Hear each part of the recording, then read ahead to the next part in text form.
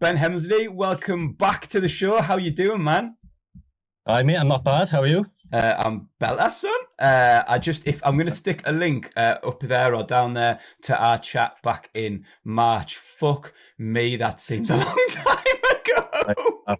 Fucking hell, that was literally just before lockdown. It was not February you actually recorded it. I think it was because obviously we had that show coming up that we had booked in, that you were going to come down and headline. You had a really busy, I think it was a bank holiday, wasn't it? Like you had a really busy bank holiday weekend. I'll link to that chat above or below or something now. You can go and check it out on iTunes. But yeah, man, it just seems like a different world. I came to your studio that you're in now. We've got all cozy and we chatted about how you kind of got into it, all the struggles, the hours and hours and hours of learning your craft and all that. And it was shaping up to be an amazing summer, an amazing year. Well, that changed quickly. About a week after that, I think it all changed. I remember that busy bank holiday weekend you won about 4 gigs. And I just seen them, I got rang by my manager. I was like, all right, you want to pull this? They're going to pull this event. And this is before, the rules even came in place. But it was when everyone was trying to do their part to help stop the virus. So it wasn't the government telling places to shut. It was the clubs going, right, we don't feel right putting the event on. So I was like, oh, right, that's cancelled. And then the next day, all of them were gone. And then about a month later, everything I had planned for the year was gone. So I was like, what the fuck has just happened? Yeah, mental, mate.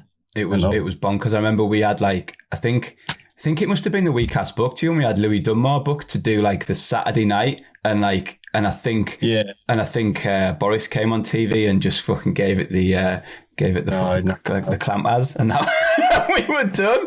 But so I wanted to ask you what you've done then. I mean, obviously we've been in touch over DMs and stuff, and we'll talk about the releases.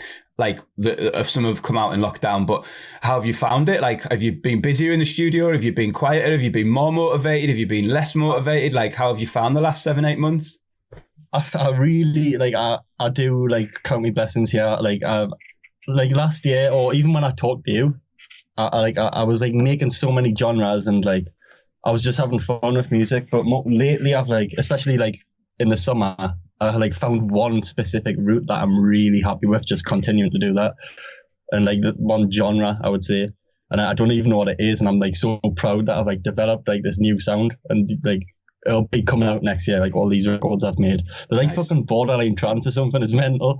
Nice. It's proper beef at 90s, early 2000 trance anyways, but it's I absolutely love it, and I'm so proud of it. But I was more motivated at the start of lockdown. In the middle of lockdown, and even 3 months ago, I was I was making tunes every day. But now I think, obviously, my work hasn't changed, so I'm still in the studio every day, I would have been anyways. Maybe I'll miss out playing on weekends, but I just replaced that with studio time. But now I'm I don't know how to explain it. It's starting to get to me that no one else's life's normal. So I don't know if it's subconsciously making me feel not normal. So I feel I'm not in a good working routine at the minute. I can't focus because everyone else is everyone else's life sucks. So it's subconsciously I know something's not right, even though it's not affecting me. No, I can totally feel that, man. I also think that I've sort of been self-analysing myself a bit this week as well. And I also think those dark nights sort of just unconsciously changed something for you. Even yesterday, me and Maitland were having a wicked day in the studio, really vibing off stuff, getting things done. And then came out at 6 and it's just pitch black. And you're what the fuck's just happened? Especially if I wake up late, say I have a late night in the studio, not because I'm not that little tramp who lies in bed all day, but if I'm in the studio at 4 o'clock in the morning, then I didn't get up till 12. I'll come in this studio where there's no fucking window. Exactly. And then I'll make tunes for 3 hours. I'll walk outside, it's pitch black. I'll be for fuck's sake, what the fuck? Sorry, I missed out that vital bit of information. Most music studios don't have windows in them, do you know what I mean? So that's it. You go in, me and Metin went in, and then you sort of lose track of time. And especially yesterday, we were really vibing on something, and you lose track of time, and you come out and you're feels like fucking 1 a.m. It's what's going on. I think has that's messed my head with. And you as well, especially with with where you were, I mean, you were chatting, it's really interesting you were talking about that new sound, because when we chatted the last time, I think it was on the podcast, but you were chatting about certain labels you were going down, like maybe it was after the podcast, but you were playing some stuff to me and you were like, I don't know if this is the route I want to go, but like, it's great to hear you going like, I've fucking zoned in and I'm like, I'm onto something. I think I haven't pissed him off because he's like, he doesn't want us to put anything out. He doesn't want us to put anything out I don't want to put out, but like I've actually dropped releases next year. Like I've had to go like these labels were chasing us and they were like, oh, we need the pre-masters, which is obviously what you sent to a label to get mastered. Yeah. So it gets ready for it, just in case anyone doesn't know. But I had to ring my manager earlier this week and I went, yeah, mate, you're not going to like this, because he's been like telling them to hold on while I sort out other shit. And like, there's like 3 tunes I'm going to drop. And he's like, oh, shit, you're kidding us. And I'm like, nah, I need to get rid of them because it's not what I'm about. And I feel like my production's progressed a lot since I made them. Like some of the records that were going to come out were like 2 years old. I think it's also to do with the way that you're moving through the industry so rapidly. Because I mean, I feel like that now. Like I started a record probably at the back end of last year. I stopped working on it when the pandemic came in because there was just all sorts going on in my head and I didn't know what was happening and like, you know, all kinds of stuff going on. Then we revisited it, we finished it. Like it's currently like someone's interested in it, but I'm like, I don't even know if I want to release it because it doesn't match with the stuff that I'm making now. Like I got a load of vocals done for like disco-y vibes in the summer because it was light. It was like I was out in the sun and I was like discos. I was listening to a load of disco. So then we started making disco, and then like now we've gone off on this total other tip because we've gone a bit like it's darker, we're going a bit cooler, and then suddenly like I don't know if I want to release that. Sorry, my point was like you were in this place like maybe a year ago, especially like go back to like Caress Me, where you were in the studio, you made the track and then you just put it on SoundCloud, and that happens in like a week, and then it blows up because people are connecting so quickly with your sound. Like in your head, you're like, this is my sound. You make it, you put it on SoundCloud, people are buzzing off it. Then because we're not in a pandemic, people are playing it in clubs. Then like Bibby or Leafos is hitting you up about it. Then it's getting blown up and then like they're releasing it quick. Whereas now we're in a different world where no one's playing shit in fucking clubs, and the release schedules, because you're on really good labels now, are like stretching out longer and longer. There's loads of DJs who've been saving up tunes because of the pandemic. So like, I know now that like you're looking at maybe even a March, April, May release date now for something like. And fucking there's like the Trick EP, for example. That's fucking. I love the EP and I'm so proud of it, and I think every tune's different, but like I would not want to fucking sit in my house and put that like while I'm put that on while I'm doing my ironing or something. It's fucking I love the idea of you doing ironing. Not that I do ironing, my mum still does my ironing. Fucking absolutely full of shit about that, but like imagine putting that on in the house. I couldn't personally. I know people do, and people like listen to like Adam B and shit like through the day. I just couldn't. Yeah. I mean, the songs I've been making in lockdown are like proper songs. Like I've worked with songwriters. I just wrote a track with Haley May and DJ Ray. That was like my first proper session as well. Nice. Like we did it over Zoom, but like within like 2 hours we wrote this like a massive, like it sounds like a hit. But like I really enjoying that side of like not just sampling stuff, like getting in and writing original stuff. I love that now. That's my new favourite thing. Mate, that's wicked. And I think me stuff that I've been making is like proper influenced by me missing the fuck out of a beefer. Like I really want to go to a beefer, and I obviously didn't get a go this year. Yeah. So that's what I'm saying. Like I was saying to you like earlier, like the tracks all sound like they're from like early 2000s, late 90s, but like with a modern twist. Mate, I'm buzzing. I know you mentioned you might not listen to it while your mum was doing the ironing, but let's just talk through that Trick EP. Like, obviously, King of Darkness with Daddy Dino. Talk us through the 4 tracks. Please Play by Shields Pussy, and Blotter. Like, just talk us through like when you made them, what you were thinking about. I mean, if you don't have to talk about all 4 of them if you want, but I mean, pick out a couple if you want. But like, I think it'd be super interesting for people who are listening to them now to get like a kind of a different take on them. So like, you know, where did you make them? Like, where did you make them? Was it that studio? Was it in town? Like, you know, did you make them after a night out? What was going on in your head? Like, you know, just talk about, maybe pick 1 or 2 of them and give us a bit of a rundown. Well, I'll probably pick all 4 because I wrote all 4 in 1 week or like 5 days or something. So like they're not like songs where you would have to heavily concentrate. They were just full on techno club fucking house record, like tech house records, like where I just could go in and I turned all my synths on and I was like, that's a fucking weird noise, I'll use that. So I wish I could go into more detail about the writing side of the records, but because it happened so quick, I can't really remember that week. And I didn't actually think that much of the records when I wrote them. So it wasn't like, I remember making some records because I remember how buzzing I was with them. But I wasn't that buzzing with these straight away. Please Play Boy I was. I love that. And I love this. I always loved that sample. But them records, anyways, I sent them at the end of the week of making them. And I didn't actually think he was going to like them. I said, I don't think this is your style. Can you give me some feedback on these? And Patrick, who I was on about, obviously replied saying, mate, all 4 of these are banging. Can we put them on an EP? So I was like, we've been trying to get something right for Trick by ages, me and Patrick. And then I didn't expect them to like these ones. So when he sent that, I was like, fuck. So like I was in an apartment living with my mate Shaquille, who you know obviously, and my girlfriend at the time. So I ran through to the kitchen. I was like, you never guess fucking what? Patrick's just signed these 4 records, or wants to anyways. And I was absolutely buzzing. And then that was actually October last year. That was gonna be my question. So it's actually further than a year ago, like that you made them, and then even said that you wanted to sign them, and that's just how long it takes. Yeah. Well, it wasn't anything to do with samples, but like Patrick had a lot lined up in Trick. So obviously I put on the schedule and then obviously just got them out. I'm buzzing with them, mate. I'm really proud of them, and you're smashing it. Who's just dropped some pure love on it? Who's been supporting it? Like just give us some names. How's it doing in the charts? Just give us some big ups PR for it. What time is it? Oh, I can't even check the chart today. What time is it? Yeah, because they update about 1 PM or something, don't they, on Beatport? Yeah, I think it is. I think I'm 16 in techno, and the other 3 are all in top 100 tech house. I think one's above 50, and the other 2 are like 80, 90. But the support wise is who's supporting? Obviously Patrick. This is shit. That sounds like a dick now. Didn't Pete Tong play it? Oh, Danny Howard. Danny Howard. I've got the promo sheet back. There's people like Camel Fat, Rebuke. What's his name? Shit. I love him as well. Cloud Von Stroke.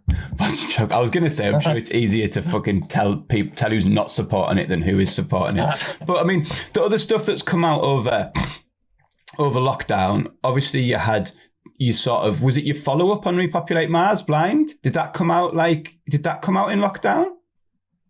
Yeah, that came out in August, Well, that wasn't lockdown, but it's still shit, man. So Blind came out in August, and that was quite hard. It's a Mariah Carey sample. Yeah. So that was pretty hard. So talk us quickly through the story. So if someone, again, is listening to this and they don't really understand, talk us through like the process. So where did you get a Mariah Carey like sample, like an a cappella or something, or did you get it resung before you even started working with it? And then what's the process for getting it cleared? Like, how did it happen? Was it you? Was it your label? How long did it take? Well, actually, what did I do again? I made the original with the a cappella. So you found an a cappella with it? You found it? Yeah, I would never look for resing from scratch, just in case you never know you're going to get even the publishing cleared. Yeah. So I worked with the a cappella. I can't remember if this is the way it works. Calvin Harris played it, and then I think Lee might have commented on the video saying, "Send me this." So I sent, and then Lee was like, "Come and put this out on Repopulate Mars." And I thought, yeah, that sounds absolutely perfect to me because it has that Crest Me sort of sound in a way, like a vocal and a weird little bass line. And I thought it was a perfect follow up on Repopulate Mars, and we're got it sorted, but in the background of that, it wasn't actually the label, because I think Harry knew a lot of labels were going to be interested in it. Harry's my manager, sorry. Yeah. And he was working in the background of getting it cleared, and he's like, it took ages because it's Mariah Carey's camp was like taking ages to get back to us.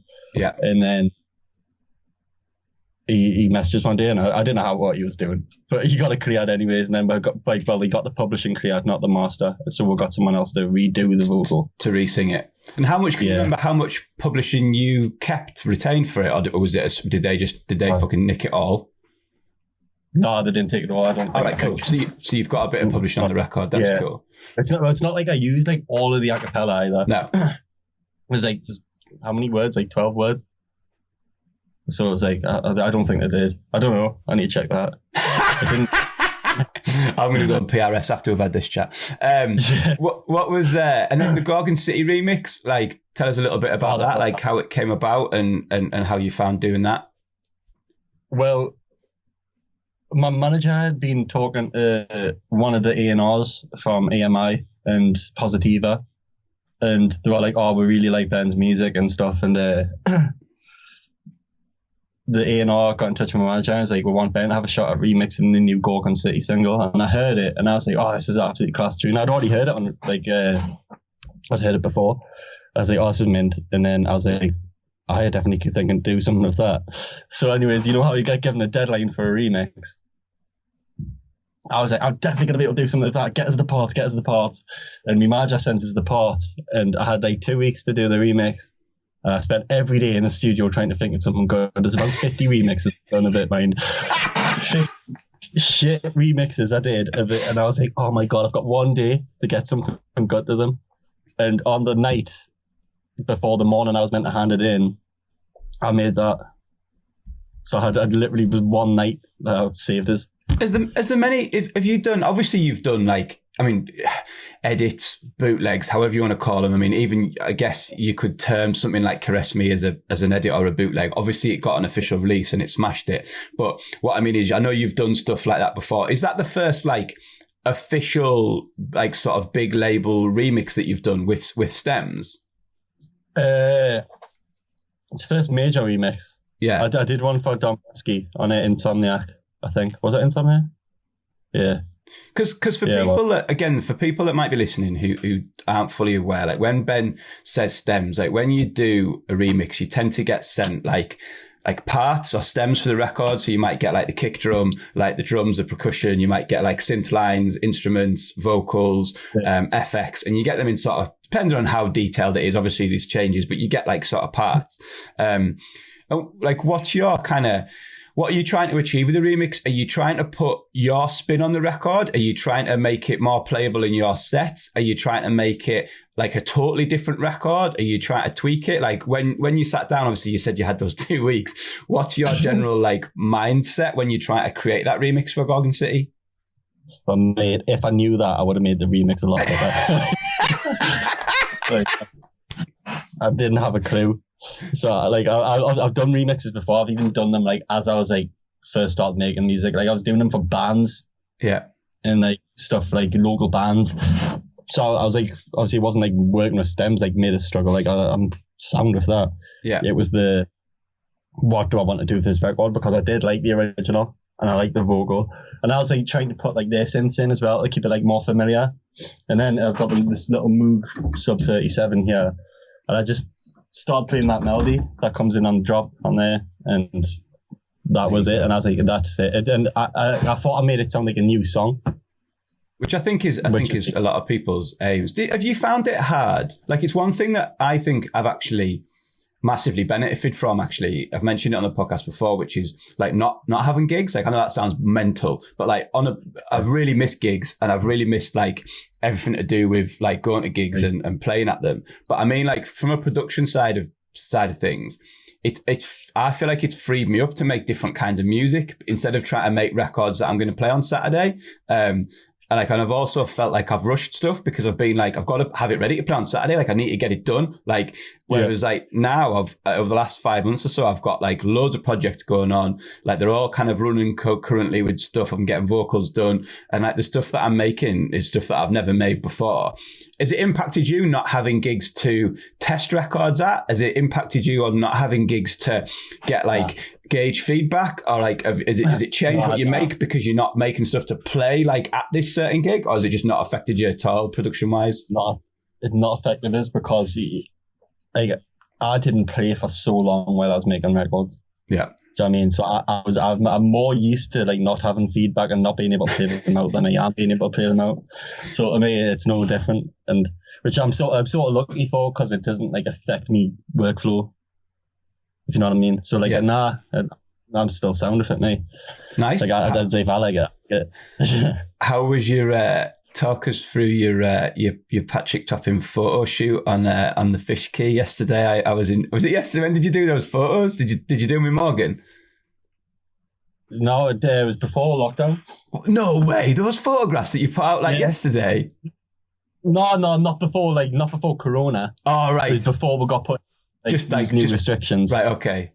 Just before it was good. It was just like a catch up, really. It was like a lot of the pictures are just me and Patrick chatting because we're like stand there, wait for the pictures for 2 seconds, and then like we just start chatting. But it was good, like because I haven't seen him. Mate, I haven't seen him in I don't think I've seen him this year. Jesus. Because obviously I'd normally maybe see him like because you'd normally be hanging out of a DJ booth somewhere, wouldn't you? Exactly, but no, nah. I haven't seen him this year. Yeah, I definitely haven't. And I was just cast to catch up, and he was telling us about what he's got coming, and I was telling him about what I've been doing, and I was absolutely mint. So obviously you can't drop any Patrick Toppings reveals. I wouldn't ask you to do that. But what can you drop about? What can you talk about stuff that you've got coming? Like if people are buzzing with the Trick EP, obviously, and they're like, what is there anything that you can talk about release wise that's coming up like starting next year or anything else? I'm not asking you to drop yourself into trouble, by the way, but it's just if there's anything you can talk about or any projects you've got coming up that are confirmed. I don't know if I'm allowed to talk about it, but I'm gonna. I've got this release coming out on Ministry of Sound in January. It was meant to be August. Remember, I told you on the last podcast. We pushed it back due to like some issues and me being a little bit of a, what do you call it when you like I was trying to perfect my master. Perfectionist, yeah, like man. Master now. But anyways, that now comes out in January, and I think that's going to be my biggest tune. Yeah. Amazing. Like I absolutely love it. Like I listen to it every day and I'm still not sick of it. Can you tell us the title? It's called Through to You. Oh yes, mate. I remember you playing me. It was awesome. You've actually, have Ministry let you, well not let you, but Ministry, you're mastering your record that's coming out on Ministry, and that will be the version that's heard. Well, no, right, I'll tell the truth. We've got two versions at the minute. One's my self master, one's the engineer's master, and we're like trying to find the in between. Send us them. Who's that? And who have Ministry used? Which engineer have Ministry used? Oh, I'm not sure. All right, cool. I can't find out the name. I just keep it like I don't get sent it from the engineer. It's the A&R who sends me it back. Nice one.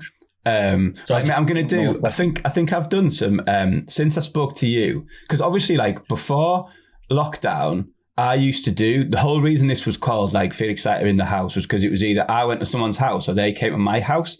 And then obviously we've had fucking lockdown, and I was like, so I was obviously sat there at home, like I think a lot of DJs were, basically going like, this is the worst thing ever. You've ruined my life. Like I can't DJ and I've gotten like, can't socialize and this is the end of the world. And then I was like, stop being a fanny and start doing podcasts on fucking Zoom or something, or Skype. You know what I mean? Like, so I've started doing them on Skype. And since I think I've done one with you, I've developed like a couple of other features. And what I'm going to do with you, I think we did the dream gig thing with you last time. So go and check that out in the previous podcast. But I'm just going to do a couple of quick fire questions that I've been doing on the podcast just to close things out. Like, give us, I mean, I call them quick fire. It's a short episode, so answer as long as or short as you want, but they're just a bit of fun, do you know what I mean, to finish it off with. Yeah. So if you got an email from your agent or your manager, and there was like, this is your booking. Obviously, we're post Rona now, and they sent you a lineup, like wherever it might be, I don't know, Ibiza or digital or whatever.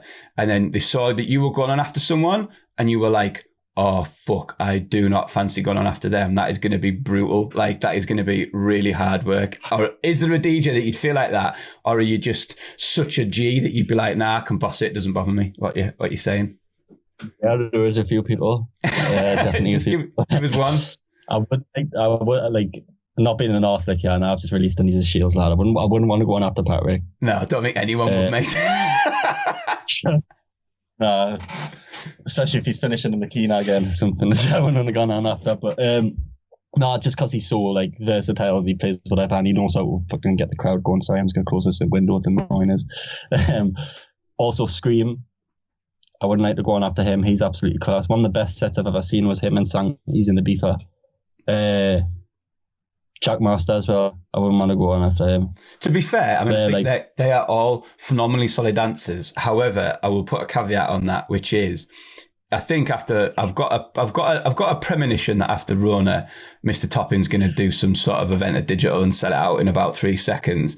And I imagine that if he did introduce you into that booth for the last half an hour, I think you'd do just fine, mate. So, but I think they're solid dancers, but I think especially on your home turf, do you know what I mean? And if Big Patty T introduced you for the last half an hour, I think you'd boss it.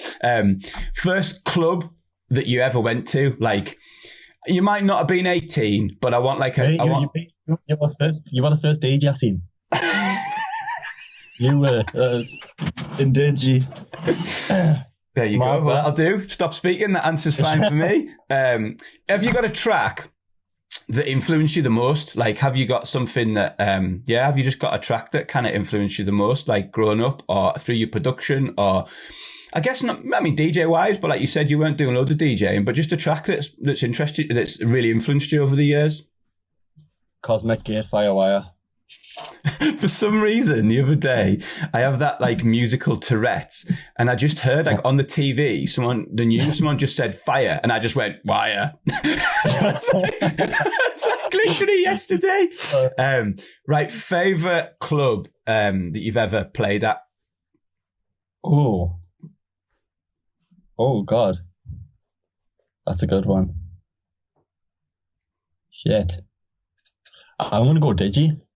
Again, perfect answer for me. We'll leave it there. Just because I got always, when I was going, I always wanted to play there, and I did get a chance to play there. And it's always just rush to play where like so many of your mates can come, and like, because and you've done these gigs, so you know what it's like touring's mint, and like I love turning up to other clubs. I love turning up to places that you've never played before. I love going back to places like EP in Belfast for me, where you know loads of people and you love the club and it's mint.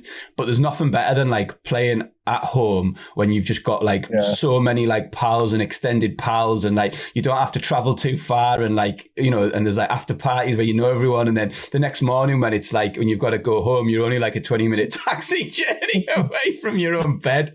DJ, like this is go on. There's no worse than getting a train or fucking plane back from London, mate, or something. The thing is though, now I'd give my left arm to be like travelling back this weekend, feeling minging, sitting on a train at 7 a.m. I'll do a week no sleep when I come back here.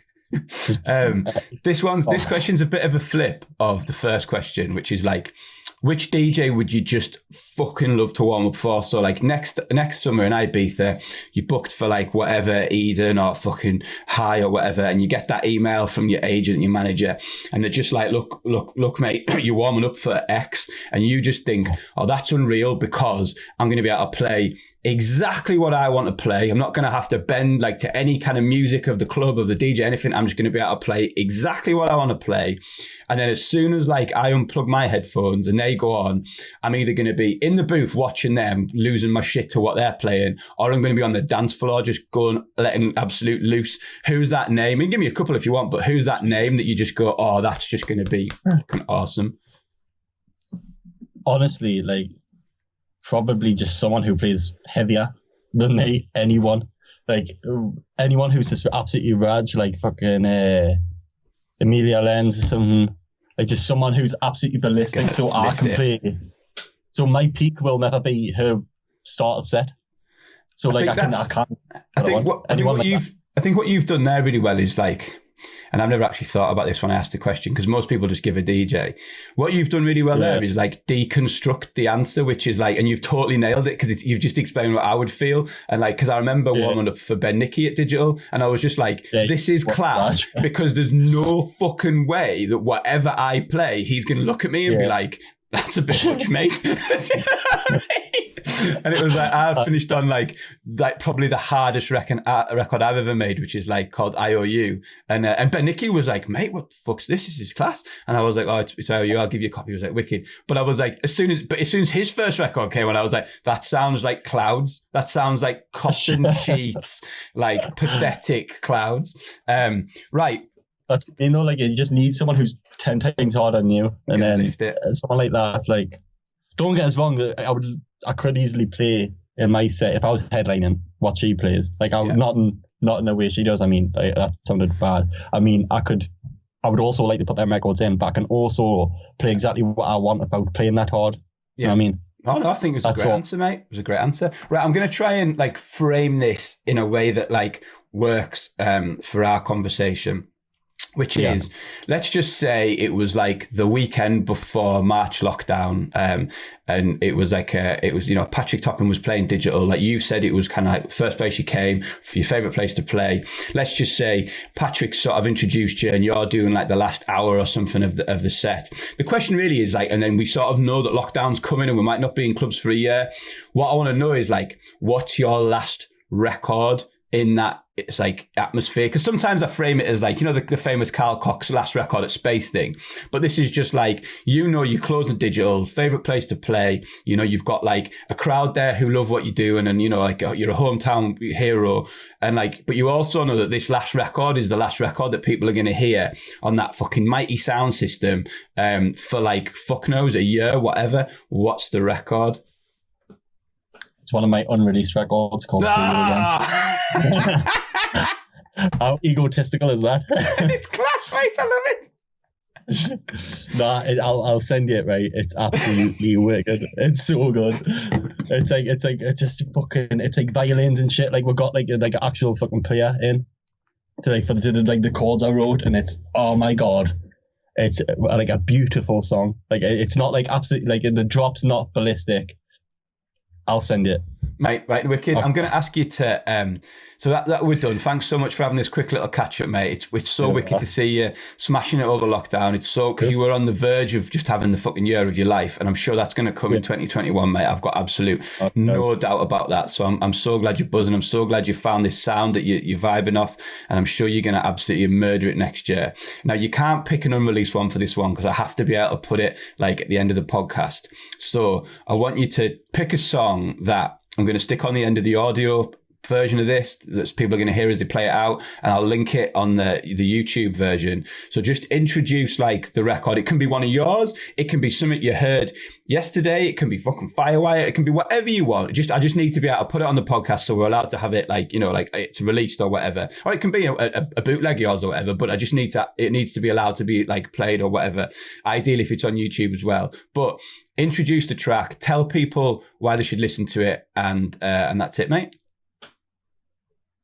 Right, so it's just like my favorite, like, is it got to be my favorite track or something? No, just track? Anything you want. Like, just literally in this moment today, we are like middle of 20th of November, just after our chat, mate. It doesn't have to be your favorite, doesn't have to be anything. It could be something you heard yesterday. It could be one of your like one of your releases on Trick. It can be absolutely anything you want. It's just something for people to listen to now. Should probably do the Trick release, but I'm not going to be a dick. I'll probably, oh god. Does it have to be dance music? No, it could be absolutely anything you want. I think NightFunk, who was it put, I think it was NightFunk stuck Fine Young Cannibals on, man. It can be absolutely anything you want, mate. It's your show, it's your spot. Yeah. I might just pick one of my favourite songs then. Do it? Yeah. Yazoo only used my favourite song, but Yazoo Situation.